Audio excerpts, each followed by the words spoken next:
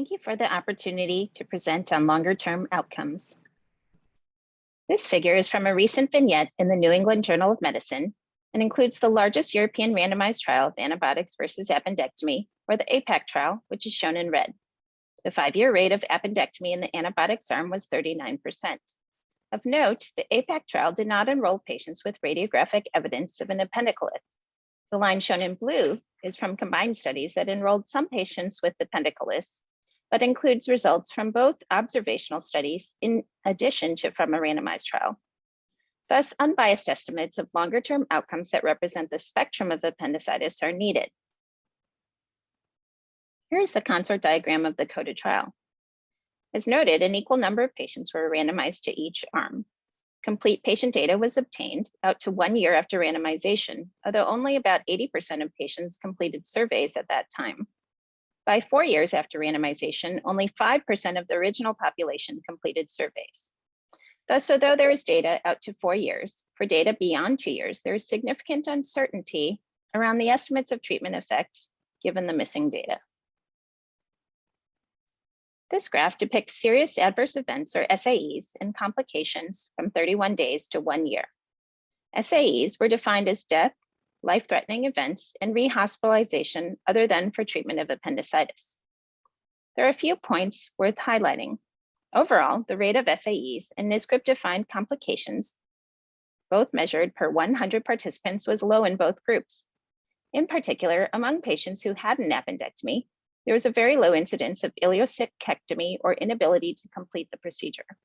There were no cases of ostomy formation, hernia, bowel obstruction, or stump appendicitis.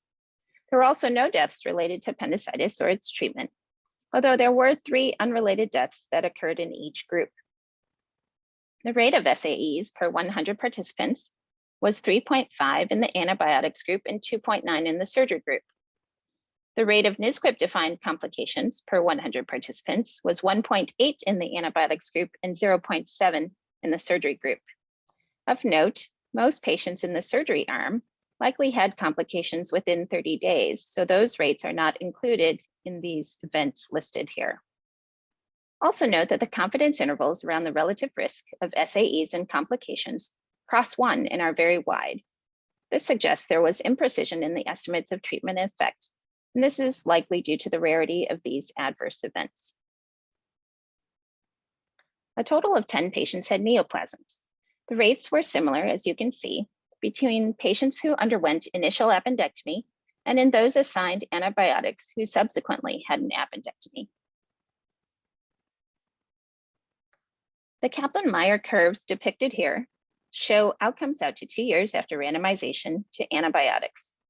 By 2 years, 14% of those assigned to antibiotics reported an additional course of antibiotics, and of these, 66% subsequently had an appendectomy.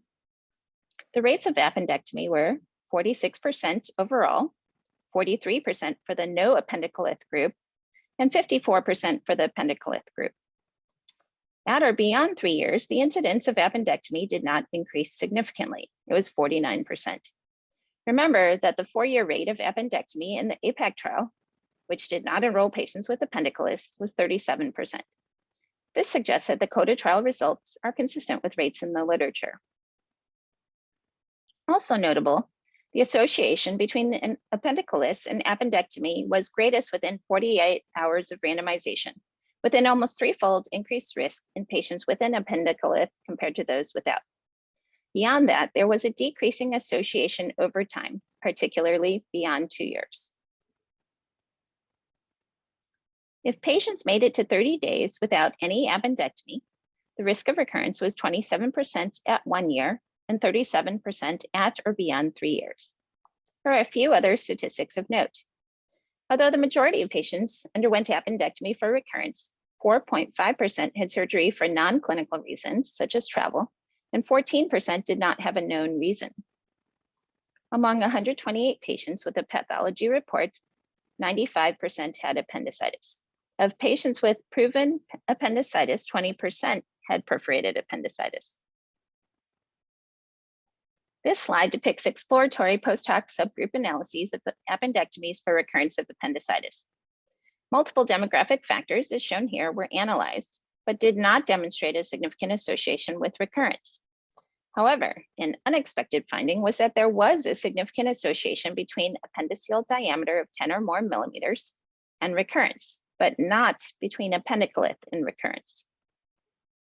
To further explore the association between appendiceal diameter and appendectomy within 1 year for any reason, this analysis was performed. The black line shows the proportion of patients who had an appendectomy divided into 4 groups based on quantiles of appendiceal diameter, and the red line shows the lowest curve, which can be thought of as a local average. As you can see, there does appear to be a monotonic trend between diameter and appendectomy. We saw roughly similar trends when stratified for presence or absence of an appendicolith. As previously stated, this was an unexpected finding that is hypothesis generating. It will be explored further in subsequent analyses.